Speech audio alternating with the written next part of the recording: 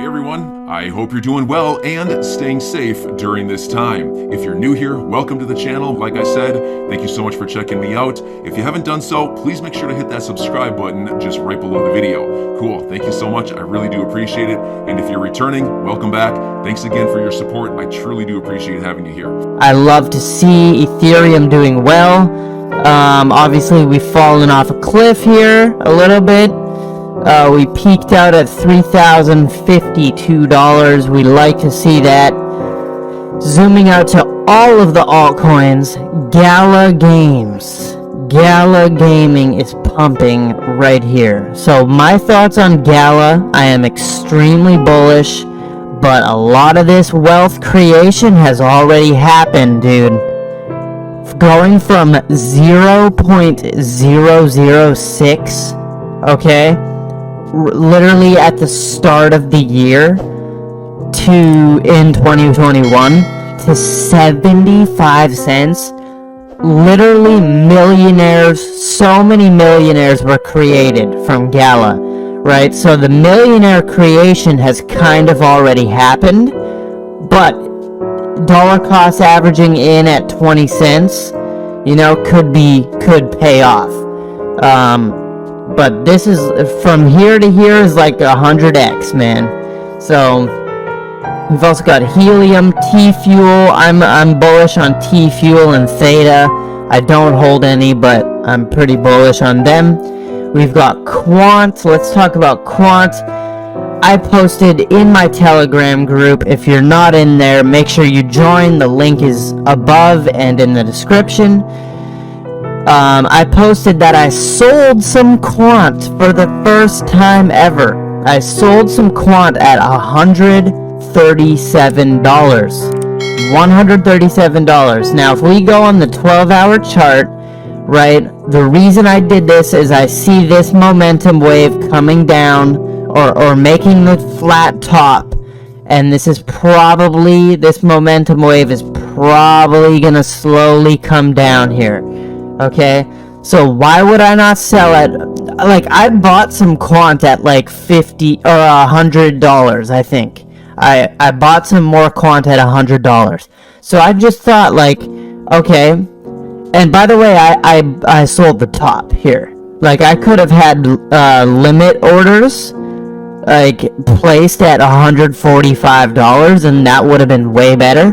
But the biggest candle close we had was 137, and I sold at 137. So this looks like it's coming down a little bit. I'm still bullish, obviously, but it looks like we couldn't get past that $150 resistance. XRP 65 cents.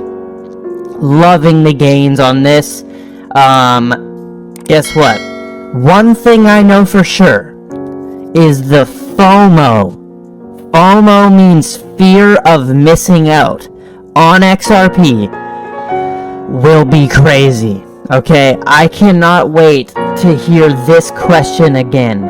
Mason, is it still a good time to buy XRP? Guess what? When this was happening, hold on, let's go to all. When this was happening in April, January, February, March and April, okay? When we were going to $1.45, like $1.80 at the all-time high, right? Dude, my comments and my DMs on Instagram and Twitter were filled with, Mason, do you think it's a good time to buy still?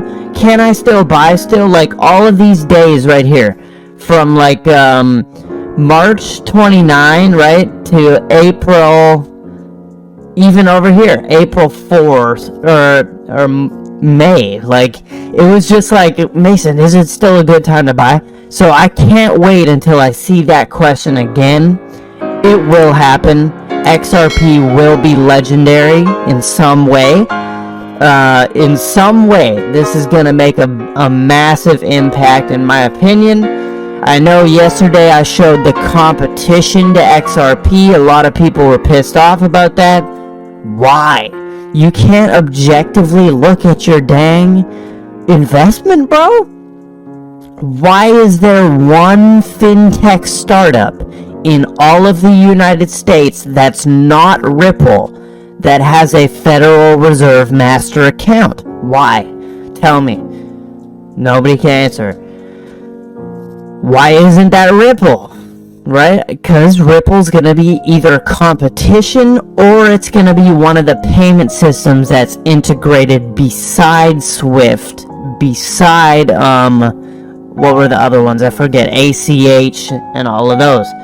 Now, moving on. Métis DAO, okay? Métis DAO is pumping back up. I like to see this slow rise back up here.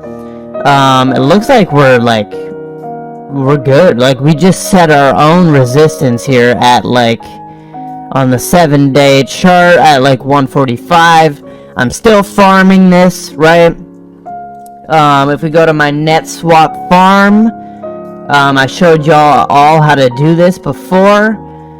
Hold on, I will have to connect my wallet here. I do want to show you this, though, because, it's been stacking up, and it just looks very cool to see how much money I got stacking up in there. Let's look at it right here. Boom. I got $107 ready to harvest, and that's just because I haven't added any Métis to pay for the dang gas. My Métis, I drained my Métis out, so I have to add a little bit of Métis. Now, moving on, we have this video right here, okay? J Crypto posted this, and basically this is me hating on Hex and calling Hex a scam. And then if you watch this, I'll put the link to this in the description. If you don't know where those are, right, you can go down to any of my video descriptions. And, oh my goodness. Mason officially has a KFC router. I bought my Wi-Fi at KFC. Oh my goodness, KFC router here. Go down here, right? You can go down here and all the links to everything. So you guys can watch this. I'm not going to play the whole thing, but basically I'm giving some praise to Richard Hart and saying that I look at Hex as just a social experiment. I like to observe it. But one thing I do want to say, by the way, Richard saw this, which is dope. I like how Richard saw that. He said nice. And some people are surprised that I'm able to just sit and observe Hex. But dude, I feel like that's okay. Because the one thing I did do, and I did something very naughty, folks. I did something very naughty. I sacrificed some extra Ethereum. This is a big disclaimer. I had random Ethereum that I found. Some extra Ethereum. Not that much. Like, not a crazy amount. And I said, why don't I just do this? Why don't I just sacrifice and throw this Ethereum? I thought of it as a casino. Like, you know when you go to a casino, you have to pretend like the money's already lost, basically. And then you bring an amount of money corresponding to that. I did this. I just sacrificed it, man. So I said that right here under the video. Obviously, I have huge respect for Richard Hart, right? Absolute GOAT. Smarter than me on all crypto levels, right? I denied. Somebody asked me to do a one-on-one. Just watch this video. You should watch this video. But yes. He is just trying to do something crazy, and it pisses a lot of people off, because it's so crazy, and it's working. So, by no means am I telling you to do this. In fact, I'm telling you to not do this, right? Unless you want to go to the casino. But I went to the casino, and I put some ETH in here. Just see what happens, like a social experiment, but this time I'm participating. Now, moving on, we have this crazy stuff. Okay, so the GoFundMe for the Freedom Convoy in Canada was accepting donations. They got $9 million, okay? $9 million is a lot for something like this. Now, the Prime Minister, Justin Trudeau, apparently has been coercing GoFundMe, the company, to freeze these donations. That is insanity. That is messed up. That is messed up. And what this person is saying here, Marty Bent, is saying that this is why we need Bitcoin. And I agree. I agree. With Bitcoin, you can fund a lot of stuff. You can fund an entire donation thing. There's no middleman. There's no fees even that are taken from GoFundMe. There's nobody that can freeze your funds. This is they're literally creating the case for Bitcoin right before our eyes. And by the way, obviously, this is not just Bitcoin, right? This should say they're making the case for crypto right before our eyes, but this is coming from a Bitcoin maxi, I believe. But this is the case. This is the case, okay? GoFundMe can't be doing that, bro.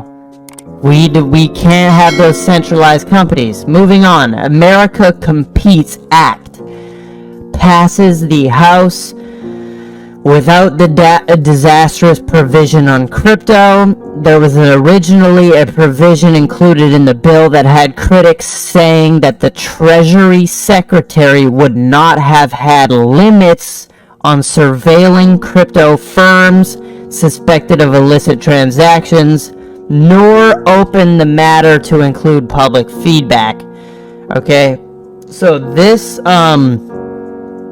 has got through without the disastrous crypto part, and we see Congressman Ted Budd. I just saw a post. Didn't I see a post of him and Hester Pierce here? Yes, I did.